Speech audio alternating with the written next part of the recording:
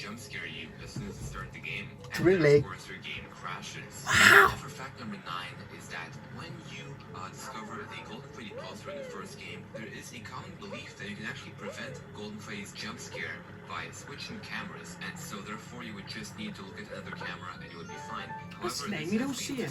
If you look at this let's play by Bear Girls, you can clearly see that even after he changes the camera, Golden Freddy still jump scares him. And then for fact number 8 is that in an interview with Geeks Under Grace, when Scott Cawthon was asked how he got the idea for Golden Freddy, he said, "Sometimes things just happen during the game making process. I can't explain Golden Freddy." And I found that interesting because people just generally tend to consider Scott to be this mastermind who set out to make a game, with the whole thing planned out in his mind before he started it, the whole universe, the whole story, when in reality, game development is actually kind of a more dynamic and spontaneous process than that. And also in that same interview, Scott Cawthon said that he doesn't actually write any design documents when he makes his games. And then for Golden Freddy fact number 7 is that it is commonly believed that the wandering endoskeleton in the second game actually belongs to Golden Freddy. A very popular theory for this is that when the killer killed the 5 children, he took out the endoskeleton from the Golden Freddy suit and then threw it into the gift box. And that kind of makes sense. However, there is for some reason on the it says I can't play anymore. I don't know why.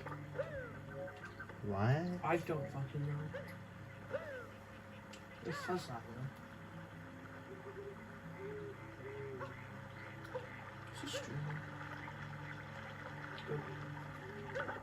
Oh, has it just had enough of you for today? I guess. To set the mood of Five Nights at Freddy's. Oh. Yeah, no shit. Oh god.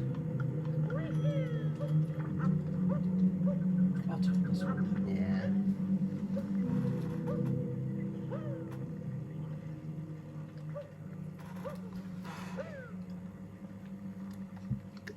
X. Diabolical Palace. Uh-oh. How unfortunate. You have permanent cancer. Yeah, permanent cancer. You have permanent cancer. The 5 children, he took out the endoskeleton from the Golden Freddy suit and then threw it into the gift box. Fucking hell. That kind of makes sense. However, there is one flaw with this theory, and that is if you zoom onto Golden Freddy's feet, you can see that there is what appears to be a pair of endoskeleton ankles, which means that there already is an endoskeleton in Golden Freddy's suit. And then for fact number 6 is that there is a pretty big debate on whether Golden Freddy is in fact a hallucination in the second game. So at first sight, it seems obvious that Golden Freddy is in fact a hallucination. However, there are a few pieces of evidence that point otherwise. First of all, usually in Five Nights at Freddy's, when you see a hallucination and it kills you, it actually makes the game crash. However, that is not the case for Golden Freddy. And also there's the fact that in the custom night menu, Golden Freddy's AI is actually changeable, which kind of hints to him being physical. But I don't know, you guys tell me in the comment section below, what do you think? Is Golden Freddy a hallucination or is he physical?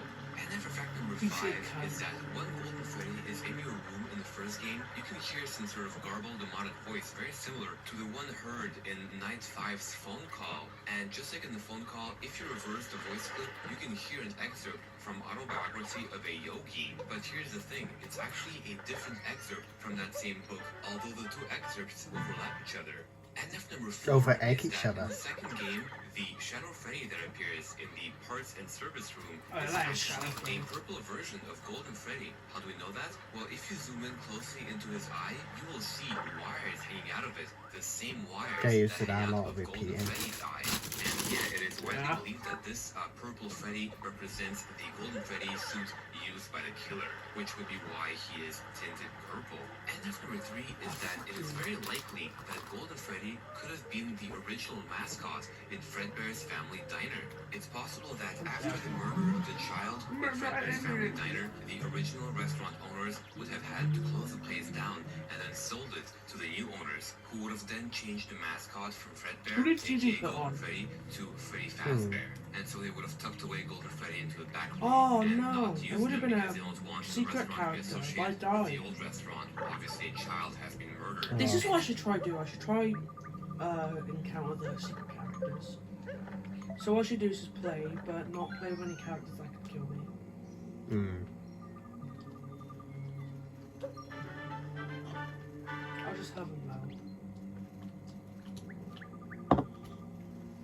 Let's try to unlock these secret characters.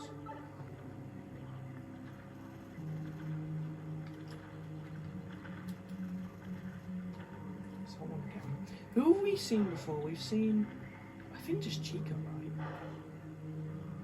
We saw Nightmare Chica, and we saw Shadow Bonnie.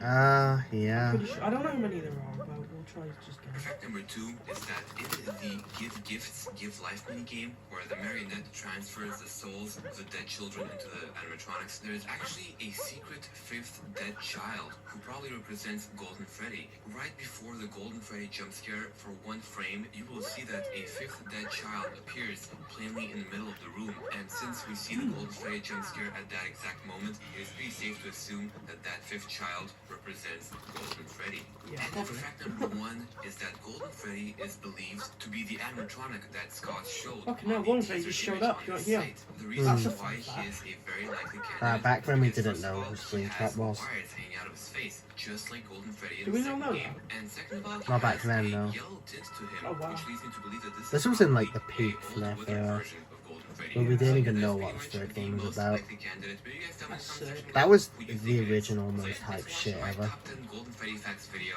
as usual, why not subscribe to my channel? Imagine for being more hyped for 5 FNAF 3. videos. Otherwise, I will see you in the next video. Peace. Yeah.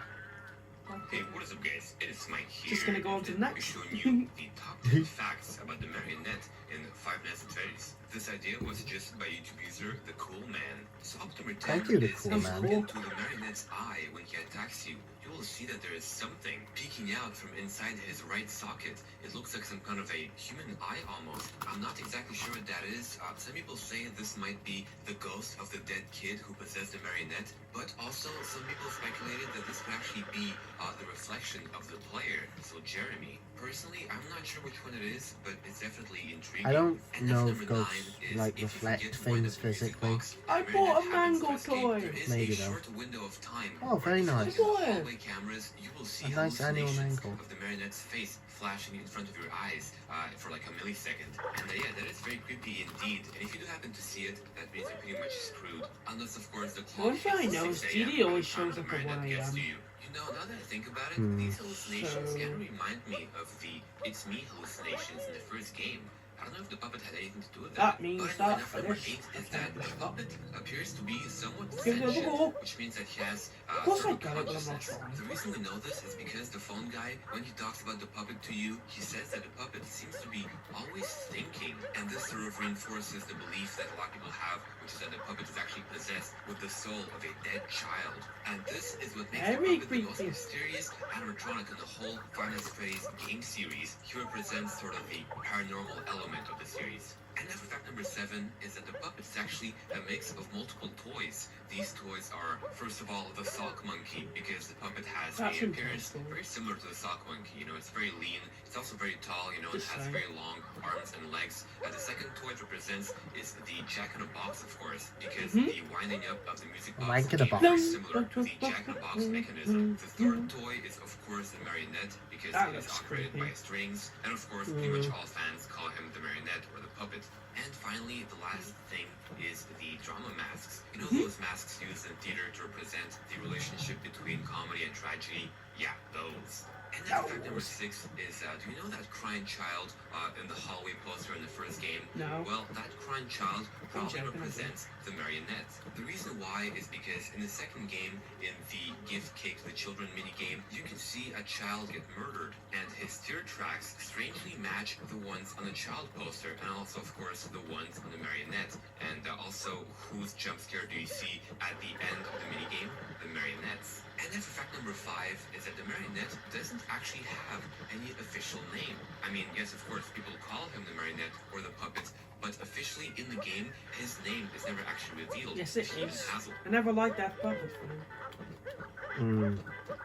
Failing the puppet. So its official name is The that reference we puppet have thing. to the marionette Yeah, in that's the his game name. is when the phone Oh, guy no, calls it no. that puppet thing. But otherwise, Nightmare. even if you go in the custom night menu, you can't change I the think it has marionette's something AI. to do with Nightmare.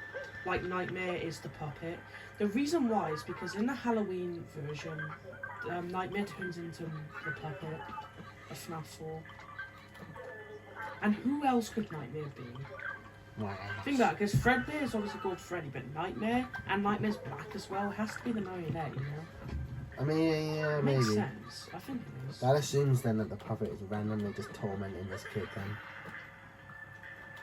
I can't wait to watch a FNAF Fury and this to be totally fucking debunked.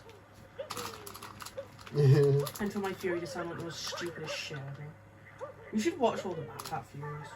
Sure. So it doesn't say its name there either. So yeah, that makes the marionette even more mysterious. It's gonna be And more F fun. number It is 4 actually is that the puppet's sort of happy face is actually an optical illusion.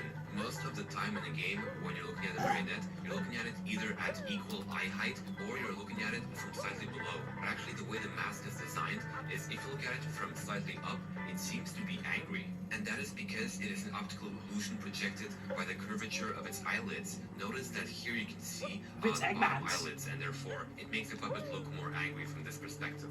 And F number 3 is that on very rare occasions, when the puppet actually escapes the music box, sometimes you might see an endoskeleton come out of it. I mean, you don't physically see the endoskeleton crawl out of it, but he just kind of seems to appear next to the music box. And sometimes you will even see him crawling through the vents. And this kind of leads people to believe that the marionette forcefully keeps his endoskeleton in the box. Why he does that is unclear, but maybe in the third game Scott could shed more light on this. And then for fact number 2 is that the marionette is actually present in the first game. There are multiple pieces of evidence to support this. The first one is, of course, like I said before, the crying child poster in the first game. The second piece of evidence is that in the first game, on one of the drawings on the walls, you can